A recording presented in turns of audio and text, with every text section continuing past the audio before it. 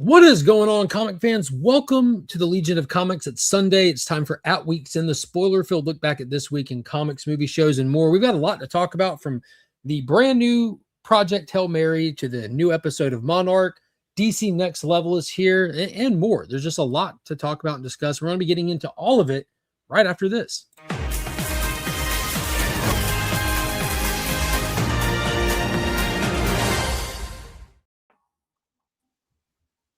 Hey, guys. What's happening? It's morphin time.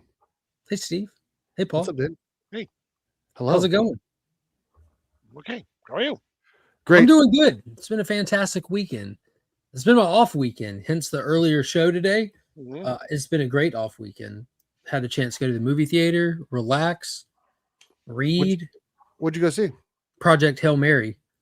Oh, so okay. So I'm out of the loop here. Yeah. I like the way you're rocking the bottom half of Chuck Norris. Yeah, that's great. That is a perfect background. Look at that. I don't fill it out quite as good, but it's there. Yeah, that was crazy news. Friday morning was on my live stream and get the word. I saw where he was hospitalized the night before, but woke up early Friday morning and saw that he had passed away. That's crazy. 86 years old, medical emergency. I don't think that they've disclosed what that medical emergency was or what happened, but oh no, it was pretty terrible. I love Chuck Norris as a kid. Yeah. I thought about it for a while, and he's had a lot of really cool movies, but I talked about it a few times already, but Sidekicks was like the one that me and my brother went to the most.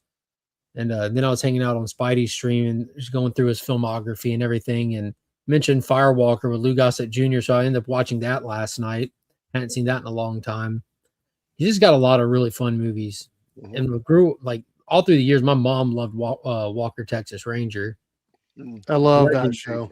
Yeah, legendary show. It's just crazy that he's gone. That was out of left field. Paul, what was your most notable Chuck Norris memory outside of just the funny jokes? Oh, geez. I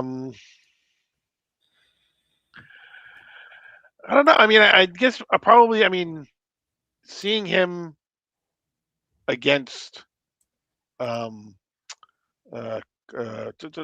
Lee, I think was probably in the early days, getting his chest hair ripped out. Yeah. Was probably his most memorable. Showed you the importance of body waxing. Mm-hmm. Yep. But yeah, it was crazy. Sad news. And also Sam Keith passed away. Yep. Yesterday. Yep. Don't know who that is. The guy who did the Max for Image, and he did a run on Incredible Hulk, right? He's the one that did the iconic cover, right? I think the green, neon green with the purple Hulk, right? He did that cover, I think. He did some work on Batman. He was known for the Sandman as well. I gotcha. You would recognize his art in a heartbeat, Steve. Yeah, I see it now. Okay. I knew about him from the Sandman. That's where I first came upon him. And mine was the Max. Mm-hmm. That was like the first time. I mean, I probably saw his art before them. That was the first time, like kind of associating him because of the MTV television show. I remember watching that when I was little, wanting to see his face so bad, and the way it ended, how he got out of his costume and did like the whole little gardening scene, but it still didn't show his face, just showed him kind of walking away kind of thing. Mm-hmm. But Darker Image #1 is one of those books that I pick up whenever I come across it. I got like a stack of them, still polybagged with the trading card in them. I'm going to throw one of those in the Legion loot this month. I'll have the first appearance of the Max. That'll be included in there. So it was a pretty rough week. Pretty rough week for those. But on a more positive side, Project Hail Mary hit theaters and opened to the largest domestic opening for a non-franchise film in the history of cinema. Well, like 130 million or something like that? It did 33 point something million for just the domestic opening for a non-franchise film. Yeah, it's probably going to be like third franchise sequel type opening behind like Oppenheimer and one other one. I can't think of the other one now. Yeah, I've already seen how much like good word of mouth it's getting and the social media buzz from it. Dude, it's fantastic. Mm-hmm. I would probably like I talked to J Med, like I talked to him on the drive home from the theater, trying just to process like and try to put my thoughts in order with it. I was going to give it between like a 7.5 to an 8 out of 10, and I think I'm kind of settling on 8. And it's incredibly well acted, but I think it kind of had like it had a second into it kind of thing. Like I felt like the movie could have ended, and then they added a second ending to it that didn't back on the planet. Yeah, the whole the leaks in the container. Mm-hmm. Like, and I from talking to my oldest, who's a huge fan of it from reading the books, because she saw it. She's at University of Columbia. She saw it in IMAX up there while I watched it here. Watched it at the same time, and she said that it was like a very, very faithful adaptation to the book. So cool that they did that. So I'd have the same critique if I was reading the book, I guess. And it was kind of it. The way I described it, they tack on like a cute ending to it, kind of thing. But it had some like really, really hard hitting, incredible moments, and it's all done so subtly. Like the scene where I'm having a moment when he's asked, "What are you doing?" and he's just kind of out there and just like he's like, "I'm having a moment." I'm like, dude, we all are at this point. Everyone in the theater is having a moment. We're having it with you. Like that was really cool. But I think I would have given it again 8.5. I think probably. I really liked it. I think Ryan Gosling does a great job. Andy Weir definitely has this knack for writing astronauts that are all by themselves. He does. The Martian, right? That's exactly. Yeah. Same guy. Yeah, I really encourage any and everybody to go see this movie in the theater. It's a pretty cool concept. Sun, there's space organism that it's kind of like basically a parasite that eats light, eating up the sun slowly but surely. And they have to figure out. He kind of flips the switch on the astronaut though too, because in The Martian, you have Matt Damon who is like full on astronaut. He is like that's what he does. That's who he is. And Ryan Gosling is like, I put the knot in astronaut. Yeah, exactly. Matt Damon's like, I'll go. Ryan Gosling's like, I'm not going. And they're like, yes, you are. Yeah. Yeah, that dude. It was really well done. I think that that shifting gear at the end that's what kind of just took it down a notch for me. It's still the high recommendation. This movie, it's early in the year. We're 3 months in. We're in the first quarter, and I think that this is an obvious Oscars. Like this is going to be like one of the favorites probably at the Oscars. Yeah, and again, flipping the script not only on that, not on Martian, but on typical of these type of movies is, typically these movies are like, yay, I'm going home, and this one is kind of like, yeah, I don't think so. I'm gonna go somewhere else. Yeah, like the whole premise behind it, and that was one of the cool things. Like some of like the astronaut psychology, like how people deal with like volunteering for one-way missions and stuff. Thought that was pretty cool. Because we can. That's right. Because of freedom? I say because of freedom, Cliff. Play Freebird, baby. Yeah, what's going on, Brother John? Yeah, dude, I encourage I encourage people to go to movie theaters anyways. I'm a big fan of theaters, but if there's ever a time to go see stuff on large format screens, we get a handful of them every year. This is one for 2026 for sure. Other ones will be like Dune 3 when it gets here. That'll be a large format necessity. I cannot believe Dune 3 and Avengers Doomsday are coming out on the same day. Yeah. And I still cannot believe that either.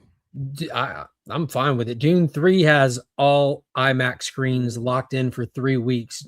Avengers Doomsday won't even get a large format release.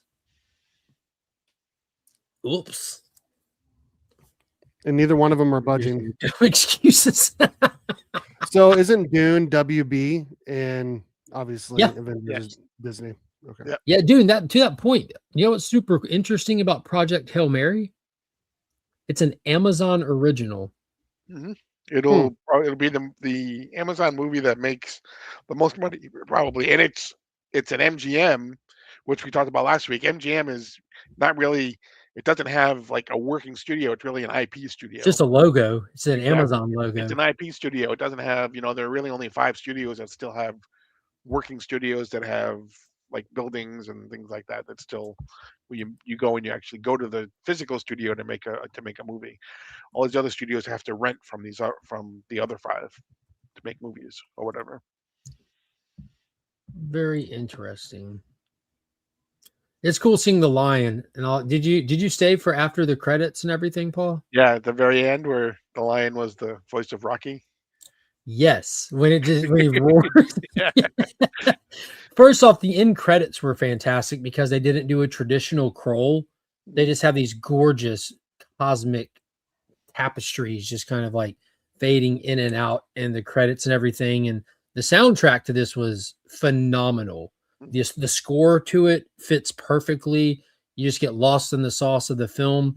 There's a bunch of cool needle drop moments. There's some really cool songs associated with the film that, as you see Instagram and YouTube shorts and reels play, I'm sure you'll hear some of the music attached to it. But outside of the notable soundtrack, the score is incredible. It really does take you out there. I like the structure of the film too, because it's not told linear, like in a linear story fashion.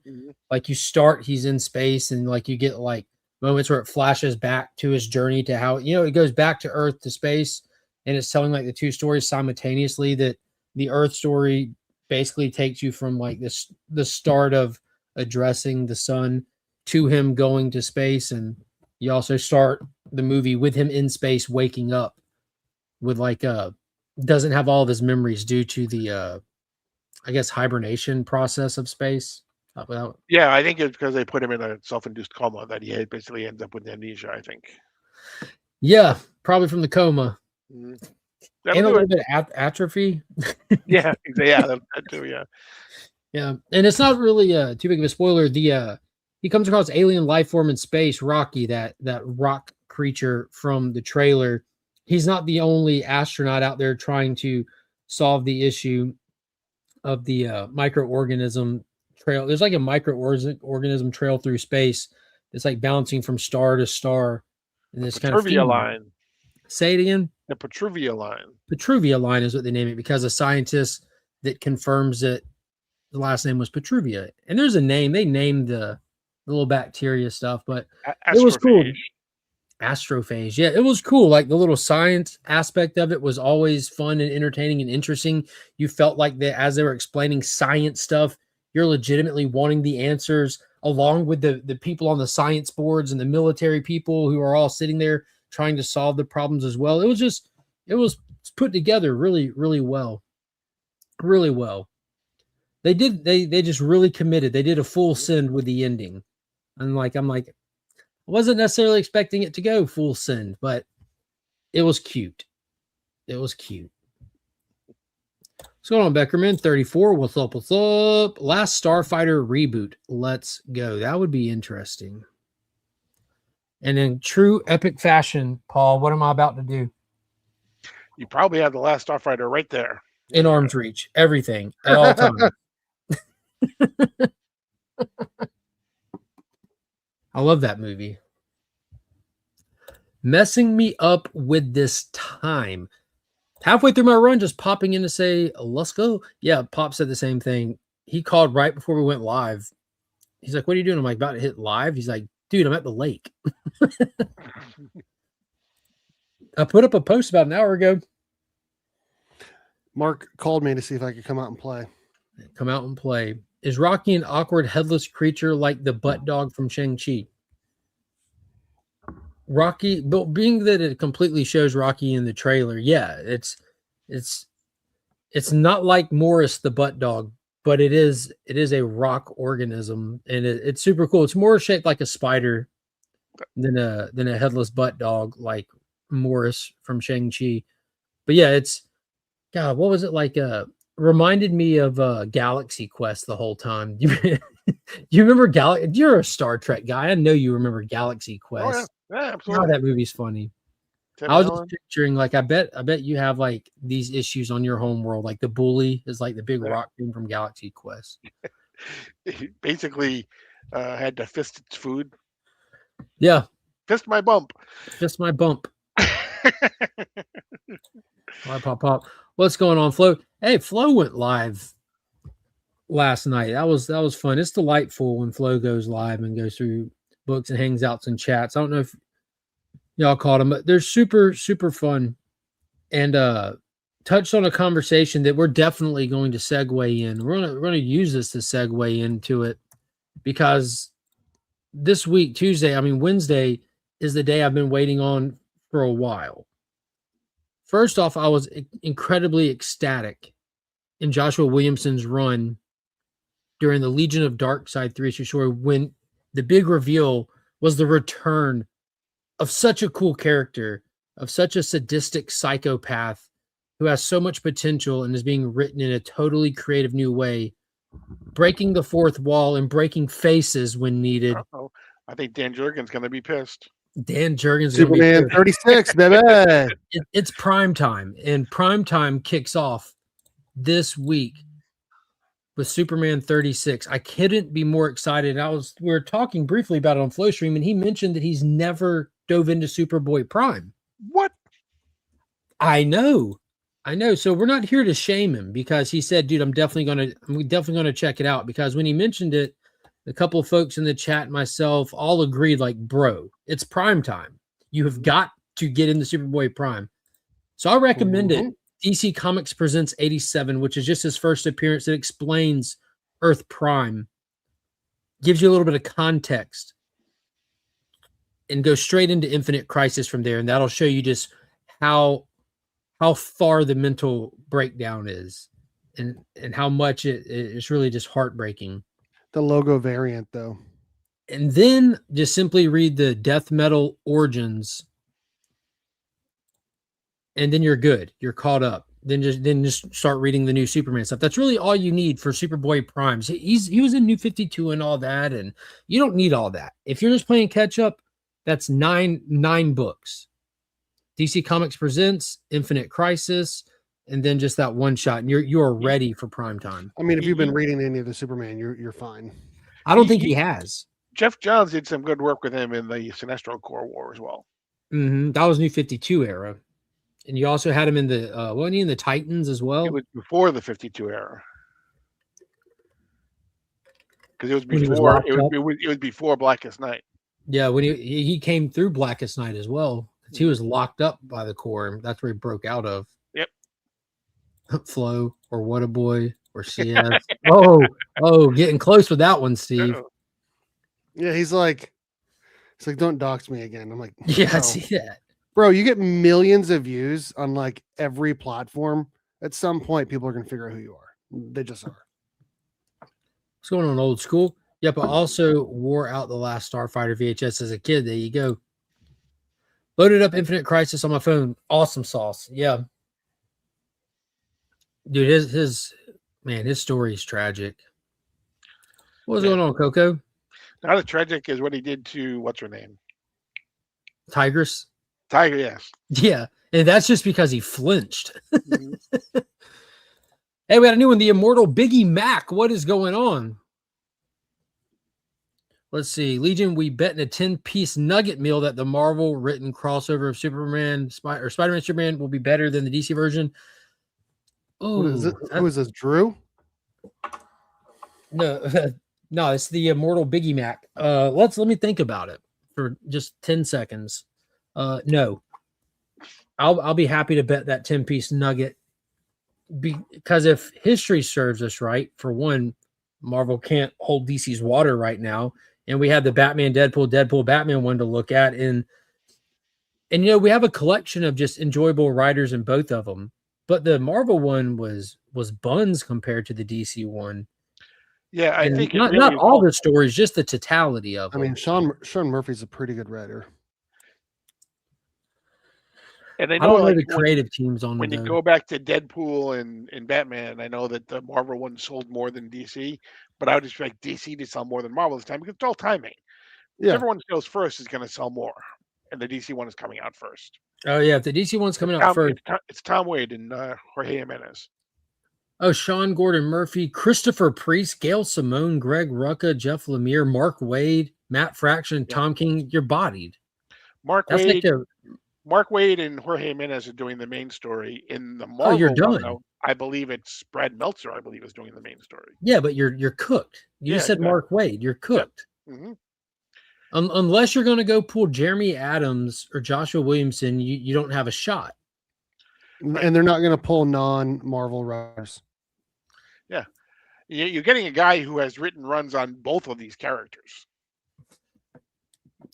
All right, but you got to make sure mine come with honey mustard. How are we measuring this? So this is, unlike the last one, the DC one's coming out first. So this week is the DC one. How are we measuring it? Just on like the general consensus on which one people like better? Because measuring it on sales wouldn't be fair. That'll give me an unfair advantage. Or are they going to do, I mean, the League of Comic Geeks, they give you a score after a certain amount of people review it. You could go off of that. That's fair. Can you check the ones for the Deadpool, Batman, Deadpool one? Yes, I can. All right. So when did that come out? I don't know. Well, for instance, okay, so February, I think it came out. DCKO 5. It was only got a time before that. I'm just giving you. It had 4,236 ratings, and only got a 3.9 out of 5, which is kind of shocking. Okay, let me go back. You guys keep talking. I'm gonna look. I got Deadpool Batman up. If you want to pull up Batman Deadpool, you want to pull up Batman Deadpool? Yeah, you pull up Batman Deadpool. I have Deadpool Batman up. Golly, I have the Marvel / DC Deadpool Batman up with the Capullo cover. It's got a 3.8 rating. Grant Morrison did the other one. I would expect him to have a better rating. But yeah, this is the. So yeah, because I remember the internet was interesting when the second one came out. Everyone's like, "Well, did they just release more covers? Why are y'all sharing?" And I'm like, "Good God!"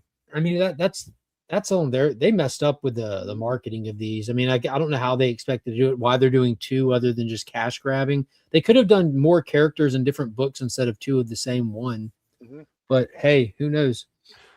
All right, I haven't got to the Spider-Man Invincible yet. Did they drop the ball on as well? What did you say the 3.8? Okay, DC got 4.1.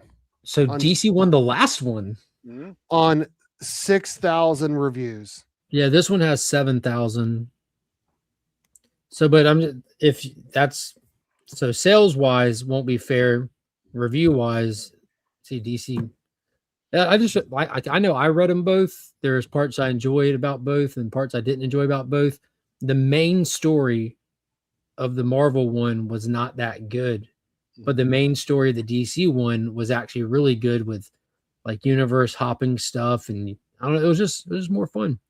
Mm-hmm. I think my favorite story out of any and all of it, out of both issues, came with the Marvel one though, with the Captain America Wonder Woman story. I really like that.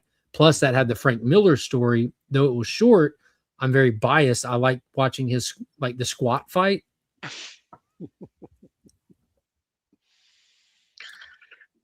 But yeah, what's going on, Billy? Good to see you. Glad Hail Mary is inspiring. Going back to sleep now. There you go. Yeah, it was good. Billy.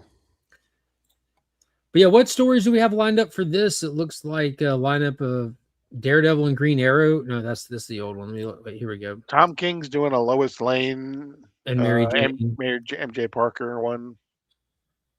Matt Fraction is doing a Jimmy Olsen and Carnage. Sean Gordon Murphy takes us to the future with Superboy, Legion, and Spider-Man 2099. Is the Superboy Prime story in this one? I'm not sure.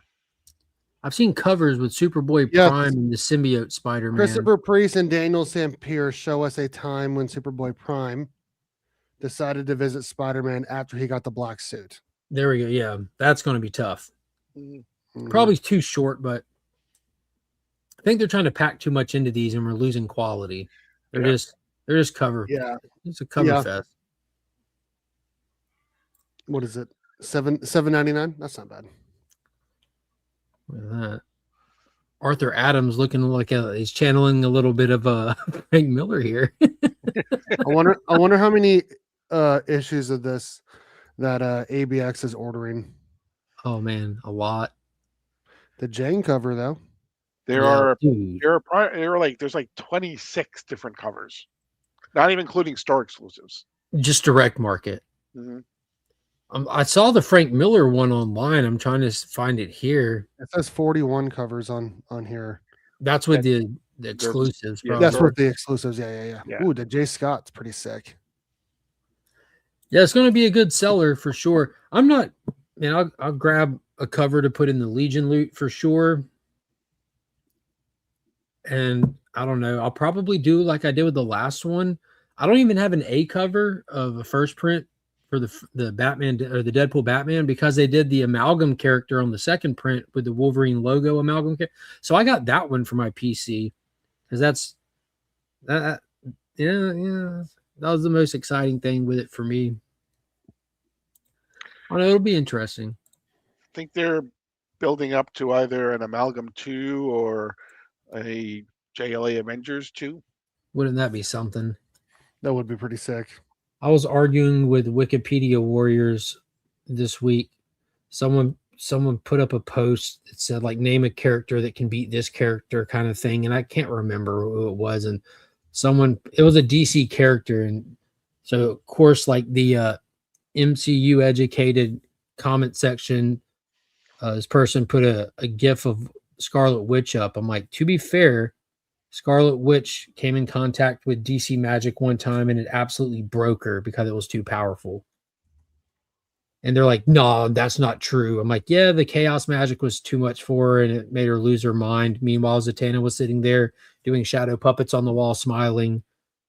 And they're like, no, because and they start talking about like chaos magic is the same everywhere and you just have to adjust to. I'm like, no, just go. You don't have to believe me. Just go read Avengers versus JLA. This is a thing that's happened in comics, and Wanda herself pointed out that she's never touched anything oh so powerful. And I said, in that context, that means characters like Dr. Fate would body her, like with no problem. And they want to argue, well, Dr. Fate doesn't use chaos magic. I'm like, no, he doesn't. He's like the avatar of Naboo, who's like part of the Lords of Order, who are the equal opposite, the counter agent to chaos. So he could body her. Like, it's just a different level of things. It's not a knock against Wanda. It's just, that's like saying my kid who plays T-ball, he could play varsity one day. Yeah, one day, but not today, like Right. not today. It's a different league. I'd be interested to see another Avengers versus JLA and how different it might be in 2026. A lot of characters have been powered up since then. Justice League would body them. They would have like Iceman trying to beat everybody. He's Omega power now. Mhm. Yeah, it's just a different caliber universe, different cosmic powers and stuff. But yeah, they're hard to compare. Did y'all see the new lineup for Justice League coming? Yeah. It's on my poll this week. Looks like they're throwing the villains in there now. We got Lex center. We got King Shark on there. Lobo, Harley Quinn throwing the middle finger up with a little censored over it. That's pretty funny. Looks like I got the Legion of Doom here. Some Suicide Squad members. But weird. It's going to be a Amnesty starts here. It's going to be a KO Fallout thing. Didn't really see any DC KO Fallout this week like we did last week with Emperor Aquaman. Oh, yeah, we did. Was Aquaman this week? No, it was last week. Last week. New Titans was this week, though, wasn't it? Yes. Yeah, that one tricked me. Did you read that, Paul? I did. I was excited for it. You don't really get the New Titans until the last panel. Yeah, Which is weird because like they teased them a lot in issue 32. Yeah. I mean, they call them the New Titans. They call the whole thing the New Titans, but it basically is Groundhog Day with the old Titans. Yeah, literally. But they kind of sell that formula being used kind of across some of the titles, like Emperor Aquaman, the whole thing is like a wrap up of him returning from the tournament and dealing with Mira's mom. Then the last 3 pages was like the springboard into Emperor Aquaman. Same with the New Titans. It's like it's almost like a fun, whimsical story just to introduce potential new readers into some of the character dynamics. Like, look, these two had a fling once, and look, these two are this, and this person's your faithful leader, and X, Y, and Z. And then the last page, here are the new Titans, which we got one reveal with what's his name, Kid Devil or something like that. Yeah. Who wasn't featured on the cover. But I'm excited for this series as a whole. I want to see what they do with John Kent. So we'll see what they do. How it works with well, I guess it can still work, but I mean, see how it works with the Superman Unlimited and Tomorrow Man.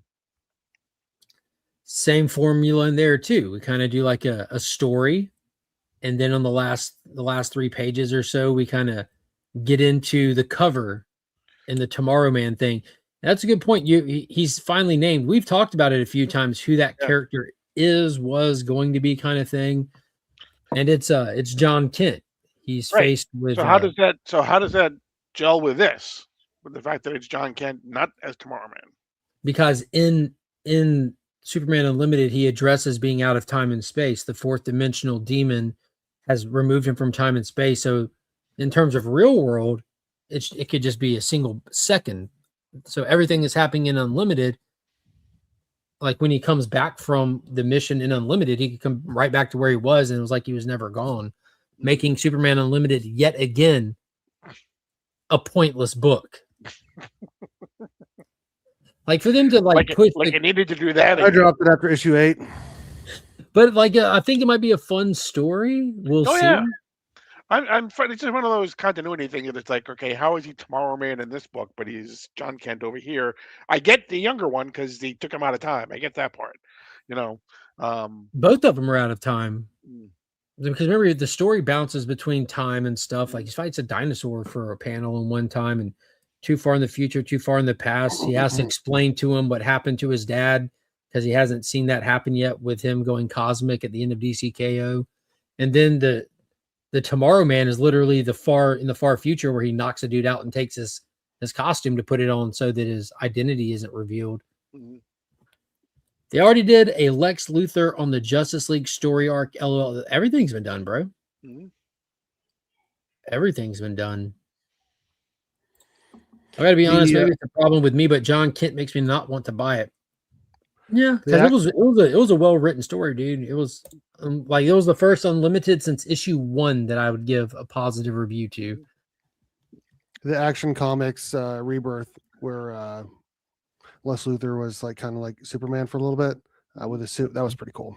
Yeah, he painted his mech suit up blue and stuff with the S on it. Put Superboy Prime on the team instead of John Kent. No. Superboy Prime he's perfectly where he needs to be, my dude. Like there's nothing the Titans can do to help that kid. He needs Ma and Pa Kent, and that's where they positioned him at the end of last issue. Yeah, dude. I'm more excited for the Superman. Like it was my ongoing title of the year last year, my favorite pick. And I couldn't be more excited than I am right now for it this year. I'm ecstatic for the Superboy Prime stuff. With Dan Mora drawing too. Tell me some good stuff. We'll come back to some of those. Steve. Yeah. Did you just finish Monarch? I did. What episode was it? 4? That was 4. Episode 4. You know my thoughts Monarch, Legacy of Monsters. Yeah. Before I do that, you didn't ask me earlier my favorite moment of Chuck Norris. So I just wanted to say, as a kid, my dad at the time, it's all right. You asked Paul, never came to me to ask. That's okay. Silent Rage was pretty crazy watching that as a kid. That was pretty crazy. Yeah, there's a couple of movies of his that have that horror element to it. Yeah, it was scary as a kid, but looking back, I'm like, dude, he's a baller. And obviously Texas Ranger, and I was also gonna say against Bruce Lee as well. But Monarch, it started off I was like, dude, this is gonna be an epic episode, especially considering they're chasing a Titan that's gonna make it's gonna make it to the land, make it over to San Francisco, and turns out that was for not. We barely got any Titans. It was again. Ocean's 11 Monarch style. It was 2 episodes in a row of barely any action. What the heck, dude?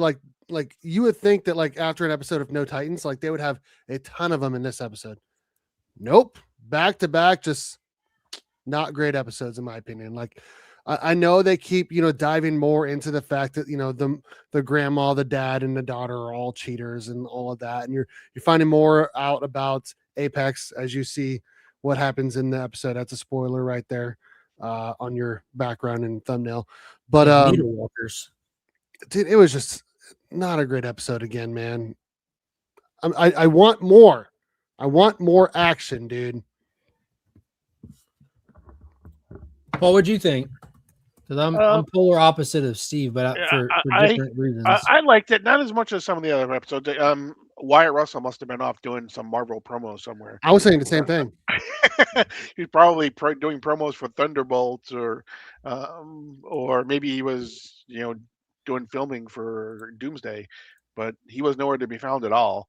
Nope. I don't mind, all of the exposition and the, moving the characters along. I mean, I think you come for the Titans, and this has been kind of, light on the Titans for the past 2 episodes. Gotta agree there.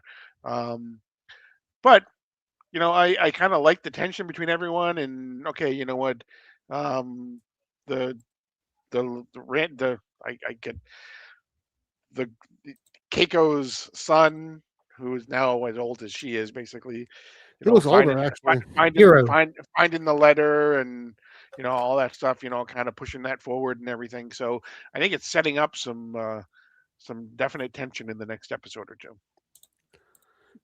Yeah, I get the Titan thing for certain, but much like season 1, you got to have the episodes with less in them to make when they show up bigger deals. I like that they don't.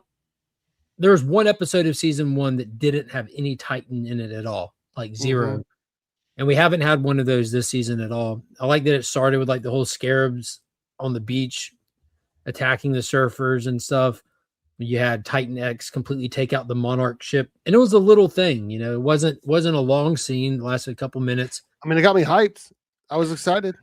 And that being said, and I feel like we got more of the surfing in the trailer for the series. I'm guessing that's where that came from. Remember the trailer? They had the promo. Exactly, but we didn't even see that in the episode. Yeah, they were out on. We don't see him surfing. You see him out on the water, getting caught in, getting yelled in by this boat. But that was cool that they included that. But what they did do in this episode, where they didn't necessarily show a ton of large Titans, we got a ton of creatures. And this is one of the things that I absolutely love about the show as a whole. Season 1 and this season is I'm a lore hound, I absolutely love lore, whether it be for DC Comics or this or whatever it is. I love playing my Red Yarn game. And we have Godzilla versus Kong, where we're first introduced to Apex that built Mecha Godzilla and all that. And we have a lot of meddling with Apex in this. We got to see them set up Monarch and Honey Dick Monarch, giving them this technology, letting them call into San Francisco, warn them, evacuate it. Y'all get to be the heroes, just to get the twist in that they bugged their computers and dip just to kind of ruin their reputation. Meanwhile, our team, the Randas and company, are out like trying to pull the Ocean's 11 heist at Monarch, which was kind of fun. Like, yeah, that vibe. But we got the Needle Walkers, we got the Vine Strangler, we got the little birds with the beak that they're showing you, the different technology that they're using to attempt to live alongside these creatures, when we know that ultimately they're going to go the opposite route. So we got a legit ton of stuff, tons of creatures in this episode. Well, it just wasn't giant ones. Right. So I think that so it's kind of like, I know like we want WrestleMania, but this was a good episode of Nitro. This was a good episode. It wasn't Halloween Havoc, but it was a fire episode of Thursday Night Thunder. We are halfway through WCW references for y'all. All right. We're not even sorry. We are 40% of the way through the season.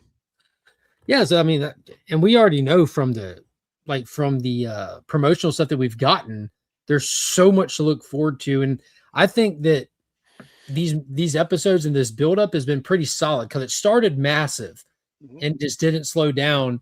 And you get to the first moment where you don't have to just straight be on a boat chasing a Titan, and they're trying to get access to it. They're trying to track it. They're trying to call it. So everything they're doing is still on point. And the big thing is they discovered the migration track Right. that Bill was working on in the past couple episodes. So now they can go to it. And unfortunately for Titan X, or cacao as it's called by the natives, it's in the ocean. Mm-hmm.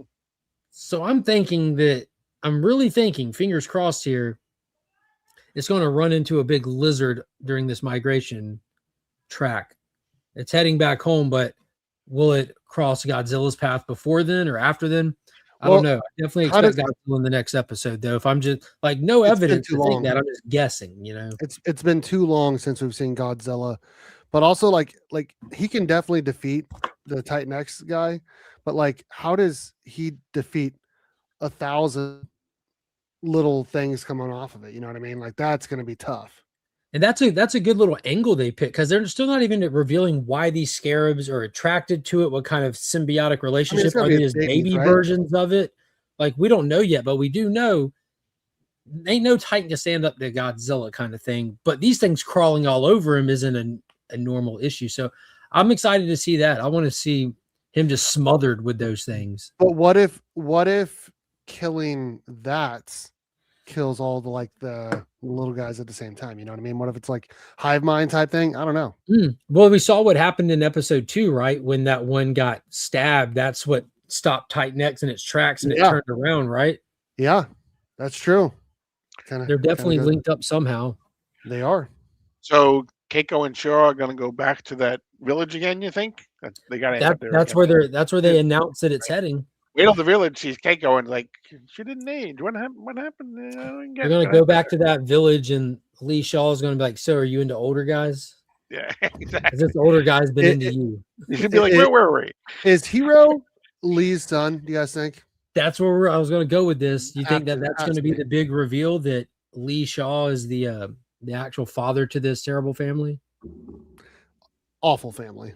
Awful. The only good one got killed on Skull Island.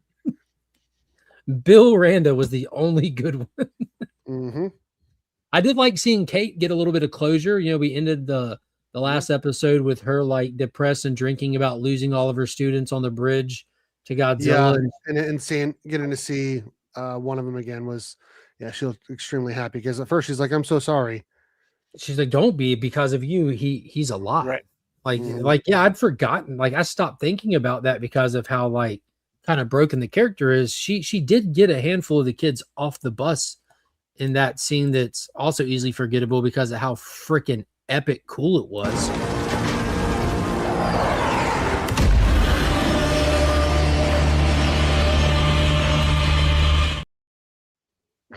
We need more of that. We really do, don't we? We do. Season 1 had a lot going for it, being that it was allowing the viewers to get caught up on G-Day, being that it came right after that movie kind of thing. So yeah, dude, I enjoyed it. I think it was my lowest rated episode out of the 4, but it was enjoyable still for me, for sure. The stuff in the lab I absolutely loved. I loved every bit of that. I would say it's my second least favorite of the 4 so far. Last episode was the least. Yeah.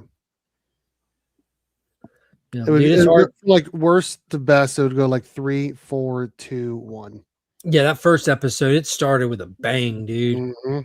Mm-hmm. Yeah, dude. As soon as Godzilla pulls up, it's gonna be like these episodes were never slowing it down, and that Godzilla moment's gonna feel even bigger because they held it from us for a little while.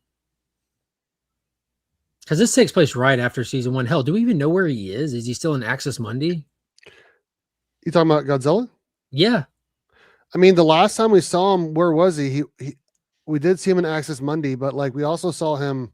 Did he left? He walked out with the port with them, didn't he? I don't know. Remember. Like I remember the last time we saw him. Like, didn't we see him in like the desert or whatever? That was like episode 5 or 6. That was the episode they found their dad. That's when they caught up with Hero. But yeah, he went and fought the Ion Dragon. But I can't remember if we saw him walk out or not. We probably did. I don't know. He can come and go as he pleases through those portals, though. So he's not. He is where he wants to be. That's all I know. Hell, this is before King of the Monsters, so he very well, we know from Godzilla King of Monsters, underwater is that sunken ancient civilization that they had to go down there and drop the nuke to recharge him. He's probably down there chilling because right now he has a home. Man, it'd be cool to see that place again. Oh, did y'all notice they referenced Dr. Sirasawa? I did Ken hear that Watanabe's name. character. Let Mhm. them fight. Mhm. Yes, Mad Spidey asked me if I thought the director of Monarch was actually dead from season 1. I'm like, yeah, super dead, bro. She got splattered. He's like, yeah, but I don't know. I'm like, they not only splattered her, but they referenced Sirasawa in this episode, who's like the acting director come the other movie. So I think it's pretty safe bet you don't come back from that. That was a huge No. tentacle. What was that, like episode 2 or whatever? Episode 1, when Titan X Episode came out of the 1. portal and wiped Yeah. her off the face of the earth. That was wild. Yeah, it was good stuff. Good stuff. I I enjoyed it. I managed to watch The Gunslingers. No, you didn't. I did. No way. Yeah. You watched the Is he interested in this book? It's his Bible. You should try it. Read it. It's good. I'm looking for. You watched that. I watched that. And All all of I it. can say is it was not good. It was Does he that talk good. like that the entire movie? Yeah.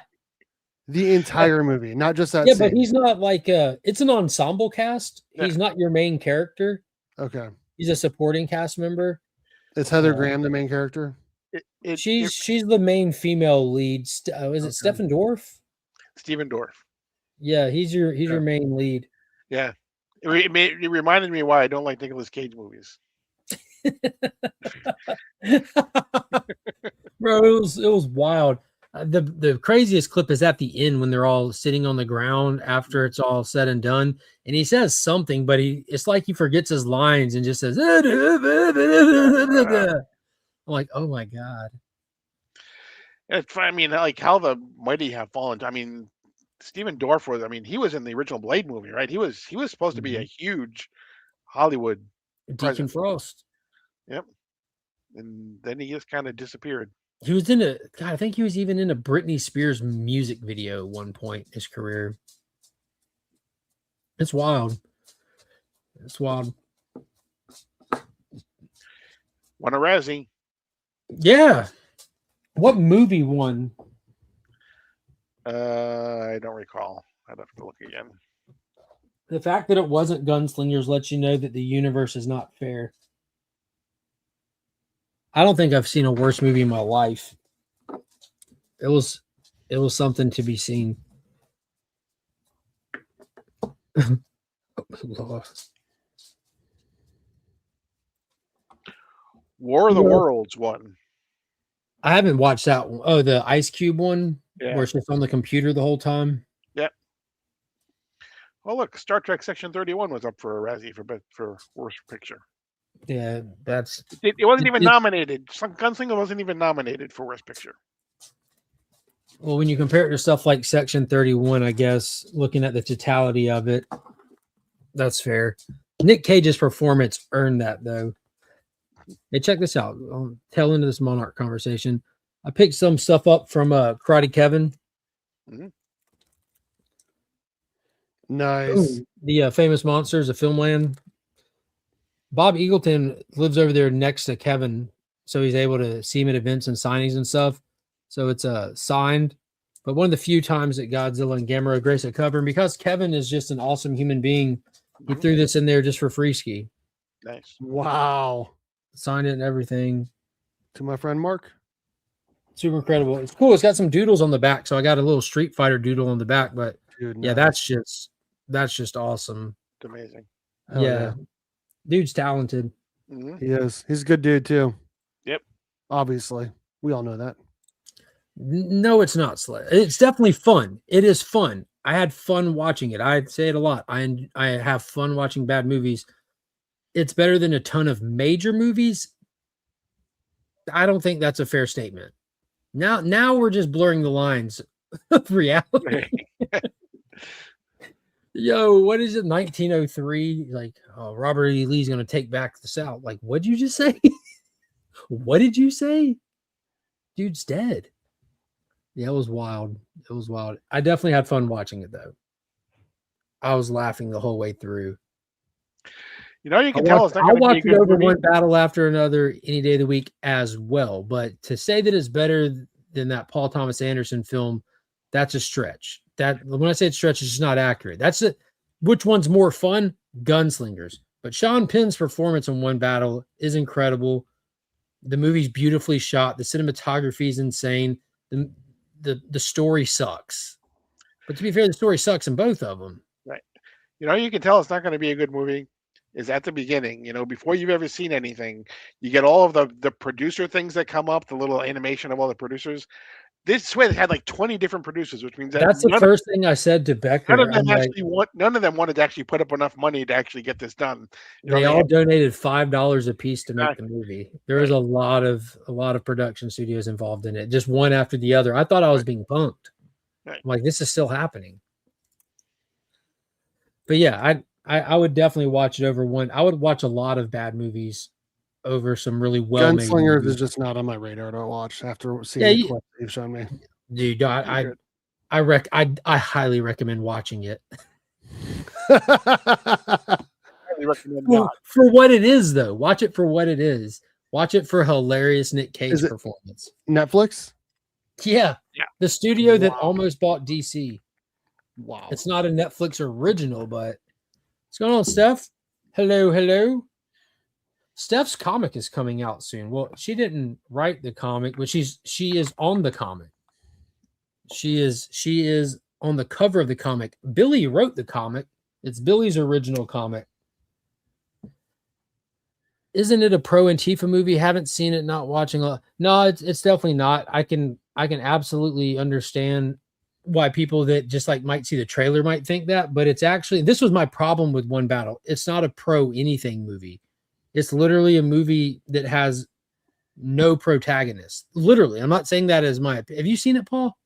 No, I thought we were talking about gunslingers. I'm like, what? No, Gunslinger's not. No, One Battle is about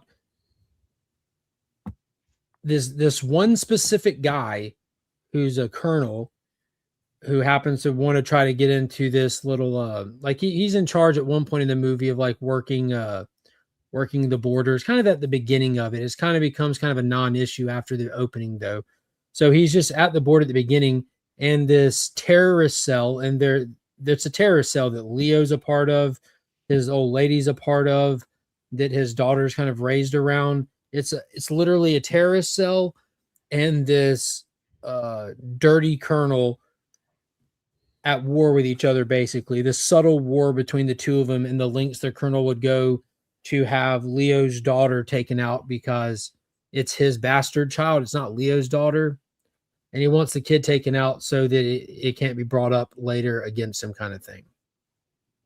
So there's literally no good guys in the movie. It's about this bad guy and this bad guy. It's just a bunch of shitty people doing stupid shit. It's not a good story. That's the problem. The story sucks. There's nobody to root for. There's nothing redeeming about it. It's beautifully shot though. Beautifully filmed. Paul Thomas Anderson is a phenomenal director.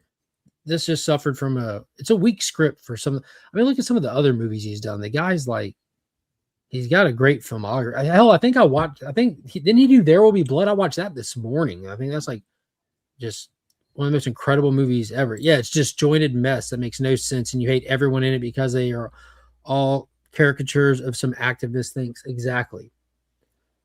It's very disjointed. But yeah, going back to it, Billy has a comic coming out. I'm pretty sure, like, is it up for order now? He shared a little, a trailer for it again this week. Think it's up for pre-orders or something. Billy can fill y'all in the chat, but he has a book coming out. He can tell y'all where to find it and all that good stuff.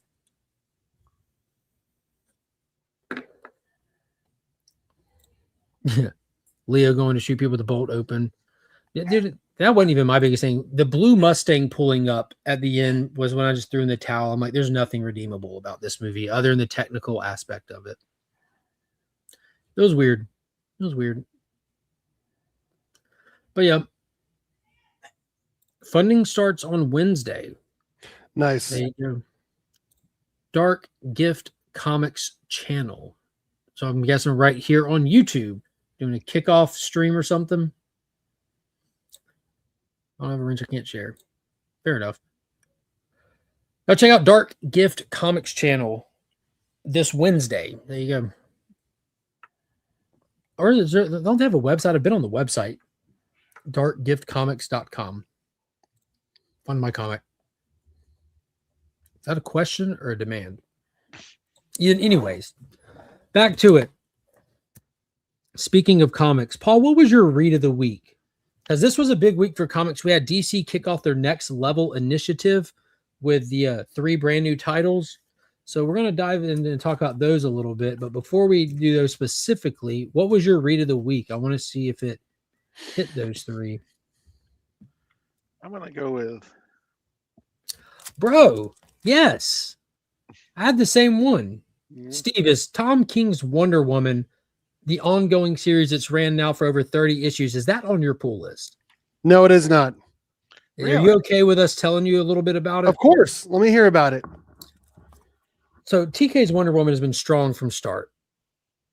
This is a brand new story arc as everything after DCKO. The Wonder War start here. You're familiar with Trinity, the character that they've introduced in this. In the book, she's not existent for a long time, but you get to see her made, much like Wonder Woman was made on the shores of Themyscira, made out of clay, all that stuff. But there's been a backup story in them where Trinity has been the backup story feature. She's been hanging out with a young John Kent and a young Damien. Did you read her miniseries, the Tom King miniseries, Trinity? The miniseries is a collection of the backup stories. No, it's not. They did a whole separate one. The 6 issues Trinity. It is really good.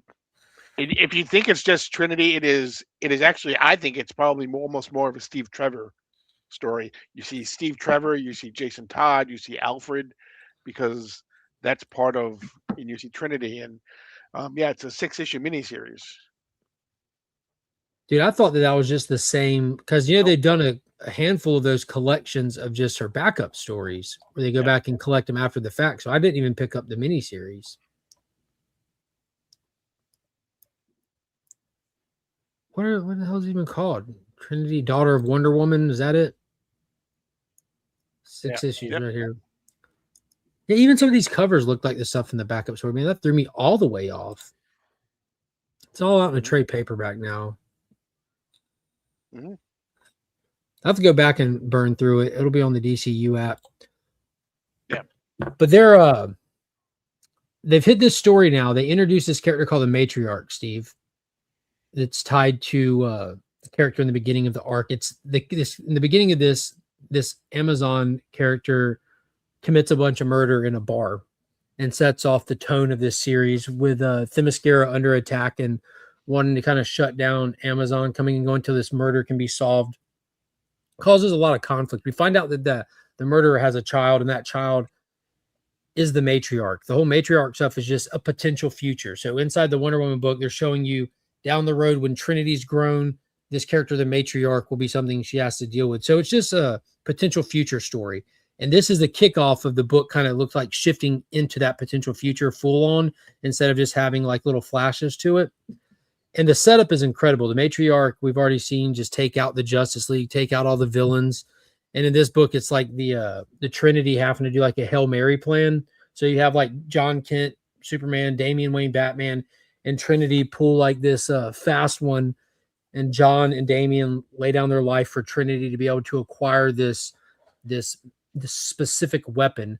And then the big end is like her going back to Wonder Woman, who's like armored up, hiding. Oh, like, all right, that's step one. We got the weapon. Let's go. And that's what kicks off the Wonder War. And it was structured awesome. Damien's rocking his 666 suit. John looks awesome. Do you think you get a double fake out? It's kind of cool. Sorry, Steve. Go ahead. I was going to say, do you guys feel like Tom King is better on female characters than he is on male characters? I don't see a difference. I'm biased. I think he's just incredible.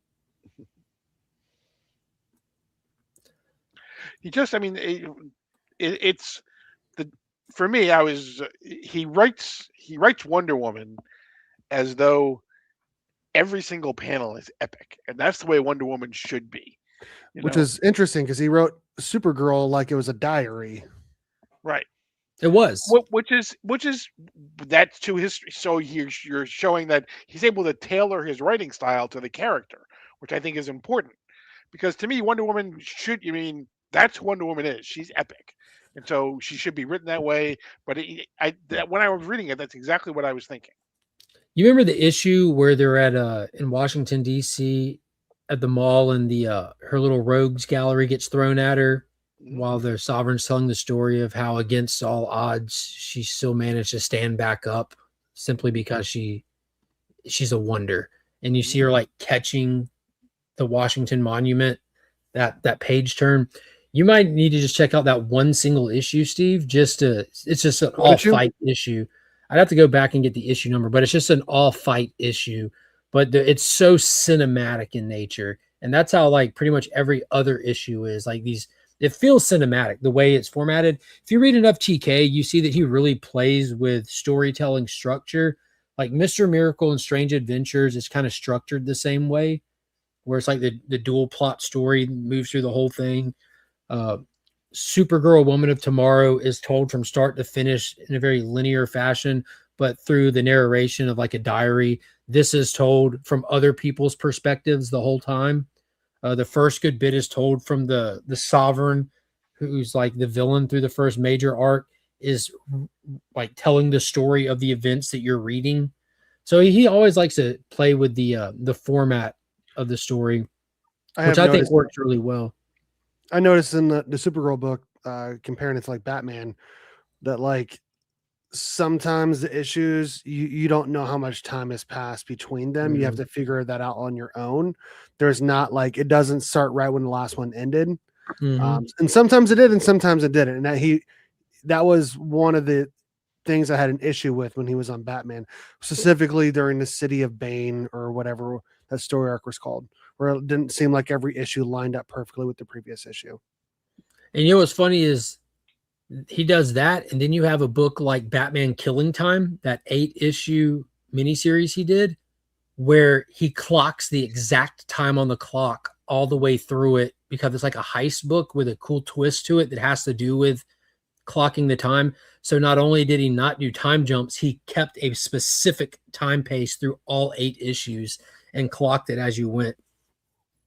I just thought of that because you pointed that out. That's pretty funny how he's done it both ways. Like I've never seen anyone do that. The book's been out long enough. There's a huge Clock King twist. Like, and that's why, and you find out at the end, like you wonder, and it even becomes exhausting at some times. Like, why does he keep telling us what time it is? I don't need to know what time it is. And then you find out at the end, like, holy smokes, this was freaking brilliant. Kind of reminds me of the Titans Rebirth, where Wally has to go across the whole country to save like 3 or 4 people in like a matter of like 4 seconds over a single issue. I don't know if you guys remember that or not. Not specifically, but sounds like something Wally would do. It was when he was trying to get back with Linda, and she didn't remember who he was, obviously, because he'd been gone forever and all of that. But then, he's trying to save his friends as well. Damn Dr. Manhattan. By getting into it, Next Level kicks off in full force this week. You had Deathstroke the Terminator by Tony Fleece, Lobo by Scotty Young, and Batwoman by Greg Rucka. Out of those 3, are any of those 3 hit your pull list, Steve?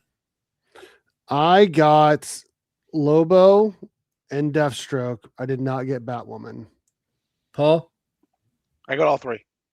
I got Lobo and Deathstroke. I've read all 3, but I decided against just blind to not pull Batwoman. Nothing against Greg Rucka, just not necessarily a character that I'm too excited about. Or same. Like, I'm going to get all the number 1s, and then I'll decide from there whether I want to continue them or not, probably. Well, I will say, out of the 3, if you read them, what was your favorite to least favorite stacking order, Paul? My favorite was probably Deathstroke, and then Lobo, and then Batwoman. So I went into the week with Deathstroke being my number 1 anticipated book that I was the most excited for, potential-wise and stuff like that. Oh, Rob just hit us with a drive-by, dropping 5 Legion of Comics channel memberships. Hey, you, Rob. Say my name so my powers flow through you. Boom. Cool little clip. It'd be funny if you said Captain Marvel. But no, not anymore. So I was the most excited for Deathstroke. Having read them, I'll be honest with you. Lobo was the one I enjoyed the most out of them. Deathstroke felt a little bit off to me, and I said this in my I did a little review for it. I gave it a 7.5 out of 10. I think I put Lobo at like an 8, just a little bit higher. Lobo felt very Lobo-y, and I think it's one of the ones that's probably going to sell super well at the front end, but I think a lot of people are going to jump off of it because it's definitely a niche character, and I think a lot of people like the idea of Lobo more than they'll like reading Lobo, very similar to Deadpool. Deadpool is wildly popular. You can sell his merch, you can put him in movies, but when it comes time to read a book, he's super annoying to read. Very insufferable and the opposite of fun. I was thinking the same thing as I was reading it. I was like, I liked it. I don't know if I'll like it 3 months in a row. Yeah. And Jorge Corona's art, I think, was the thing that really was the most enjoyable for me. It is exceptional experience flipping through and reading it because of just the visuals through it and everything. It is exceptionally well put together in that aspect. It's very, very true to Lobo, very on point, and I had fun with it. But because we haven't had one in a while, there's a reason why that is. Now, Deathstroke for me felt a little off. Slade didn't really feel like Slade. I don't know if Tony Fleece has found his Slade footing yet. Like he seemed a little too young and hip for me. He didn't, because like in my mind, I always go back to Identity Crisis. Like I feel like that's the best representation we've had of Slade. Like with this Titan Terminator, this 90% of his brain kind of guy.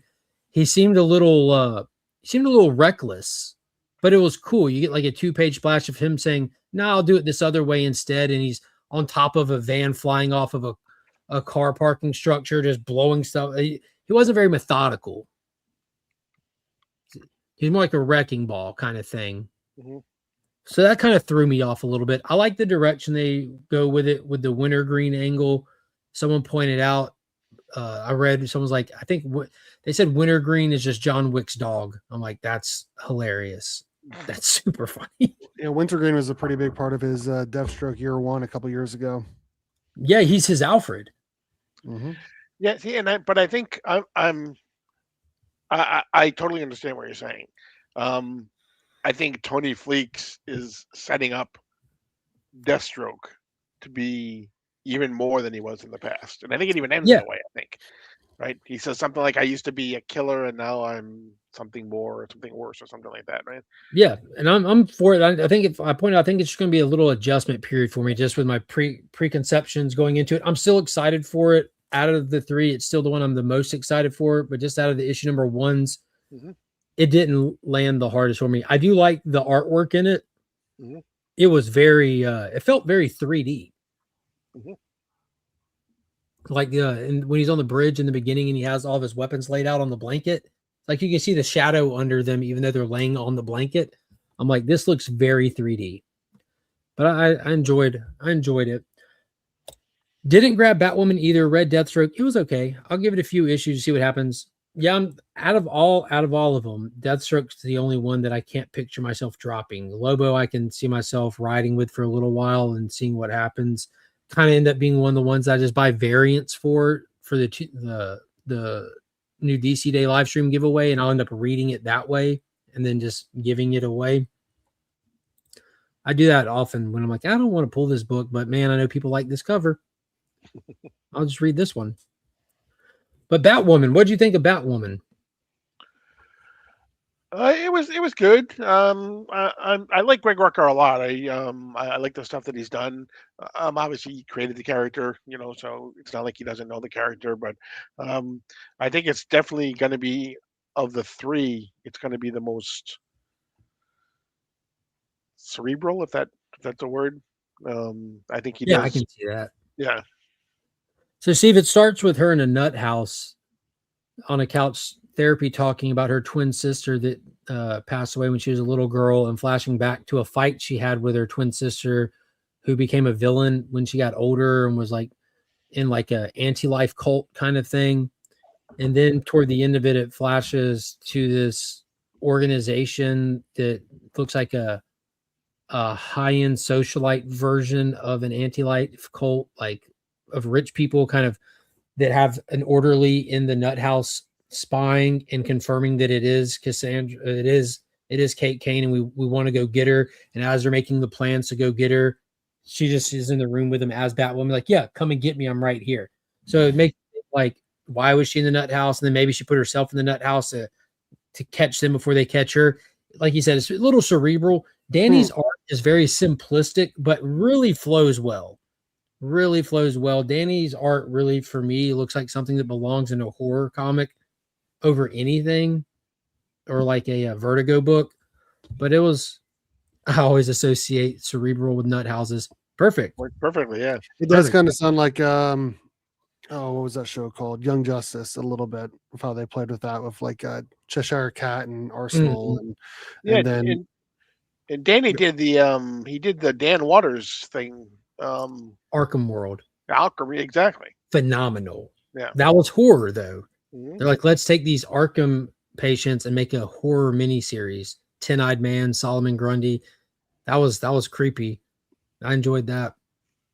But yeah, I think it was a good read. Give it a 7 out of 10. It's one of those, if you're into the character, you'll like it. If you don't care about the character, you won't care about the book. It isn't going to win you over as a new fan, I don't think. It's for the existing fans.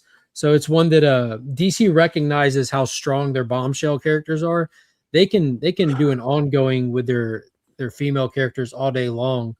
I mean, you got Batgirl going, you got Harley Quinn going, you got Catwoman going. They're about to hit 100 issues. Poison Ivy's over 50. Why not? Why not do a Batwoman book? If they sell, if there's a market for it, do it. Do it. They're going to do a new Barbara Gordon series as part of Next Level. So yeah, they got they're really had a Batwoman cover, but it was Catwoman.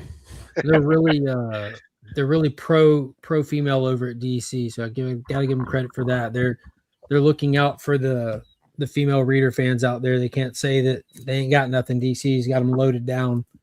We just they had a Fire and Ice series recently, a Power Girl series recently. They just got it going on. But yeah, so Next Level was a decent start, decent kickoff. I wish it was a little bit stronger overall. Well, I don't know. You can't really ask the Lobo book to be any stronger than it was. It was as Lobo as a Lobo book can Lobo. But we'll see where it goes. I'm excited. Firestorm and Zatanna next month. Yeah. And then they just, in the June solicitations, they announced the Dead Man. When's Jonah Hex get here? That's what I want to know. No announcement yet, just the title. Legion of Superheroes? Same thing. The only one they announced of the other ones is just Dead Man. I'm excited for Firestorm. The premise of the book sounds a little questionable. Ronnie goes back to his hometown. Something's wrong with him. He's turning residents into glass, and I don't.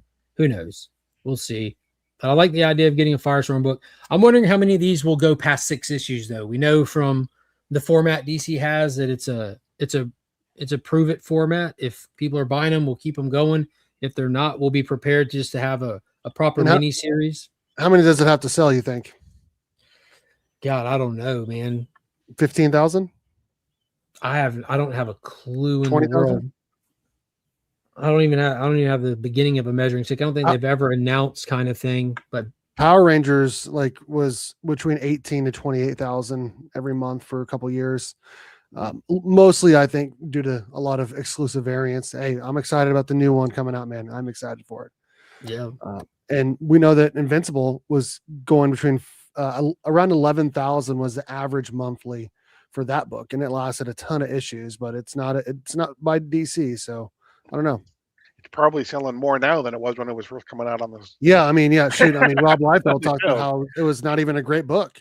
Yeah, and he's like, "Hey, I'm just saying what Robert Kirkman said. Like, it hardly ever sold any books. People only care about it because of the TV show." Mm-hmm. Better late than never. What was the numbers that Scott Snyder was talking about with Batman? 300,000 copies is what it's selling right now. For 19, number 19, 300,000. It's shipping more every issue than it has.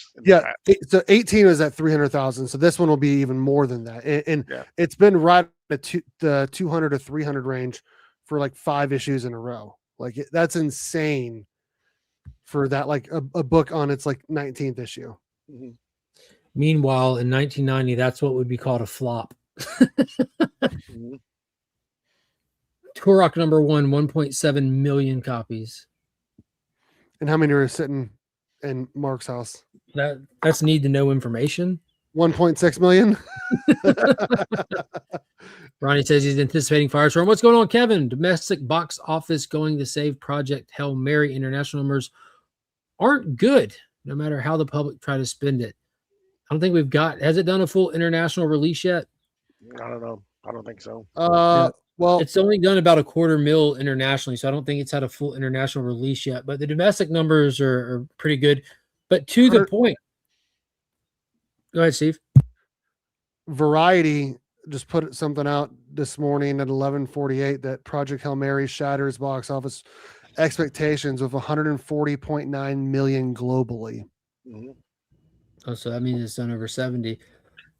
80.5 million in North America, 60.4 from 82 international markets. Yeah, there's the catch to this too. When I sat down and it said an Amazon original, I thought to myself, this movie was already a success before the first ticket sale was bought. Mhm. Amazon originals don't require box office success. They're putting them there as just a little added bonus, like they did with Red One. Like that's not their formula. They're not running on a traditional formula kind of thing. Yeah, although supposedly they spent over 200 million on this movie, so they 248 and then 200 after more than tax that on credits. Red One. Yeah. I think Red One was 250 million, wasn't it, Wow. without marketing? Hmm. And they've already greenlit a sequel. I haven't even seen it. Red 2? Is that Maybe. Mrs. Claus? It's so hard now because like movies cost so much money to make, and like it's harder for people to go to, like a lot of people don't even want to go to the movies now. So it's like how much money, like how many movies are you actually going to make per year now, you know? A lot less. A lot less. But yeah, we're well over the hour mark. Y'all got anything else y'all want to hit on this week? We were gonna go see a movie for my wife, some Colleen Hoover movie. I don't even know what it's called. Is that an author? Yeah. Reminders of Him, but they didn't have a single one with the reclining seat. So she's like, "No, we're not going." You That's dodged the only a way I bullet, want it to see a sounds movie. like. So we didn't go see it. Yeah, that's all I got. Paul, who's on Guess That Key this week? We have, I can show you what we're giving away too. We have Flash by Night and Lady Fantastic are on this week. So we have Action Comics number 419, the foil cover. This is also the first appearance of Human Target. We have Absolute Batman third printing, Nick Dragotta foil variant. We have DCKO number 1. This is a Scott Koblish wraparound showcase variant. We have DCKO Boss Battle. This is number 1. This is I don't recall who did this, but anyway, this is the one that has Superman against Homelander. It's got Red Sonja. Mortal Kombat. It's got all of them. To kind of piggyback on the next level silver foils, they also did this when they did the All In first came out. This is Secrets 6 number 1. Nice. The Fico Osseo variant. And then we have, this is the Ray number 5 signed by Joe Quesada. Oh, snap. Nice. That is a sweet Very cool stuff. And that's this Wednesday night at 9 p.m. Sector 2815's YouTube channel. Steve, you got anything planned for this week? Yeah. So Friday is my daughter's state gymnastics meet. And then Saturday morning, I'm driving up like really early to Kansas City to go to Planet Comic Con. And it was just announced like yesterday or the day before. Tom Welling's going to be there, baby. Frank Grillo is going to be there. Nice. Hopefully we can get some interviews with them, dude. That'd be sick. That'd be awesome. Well, dude, everyone be sure to check out their channel, subscribe them up. Y'all enjoy the rest of your Sunday. I'm about to go get some stuff done before the kids get back. And new video out tomorrow on the release of this upcoming Power Rangers relaunch that's super hyped for. So be sure to check that video out. And other than that, see you Tuesday at 2 p.m. for the new DC Day. Peace. You are who you choose to be. world now.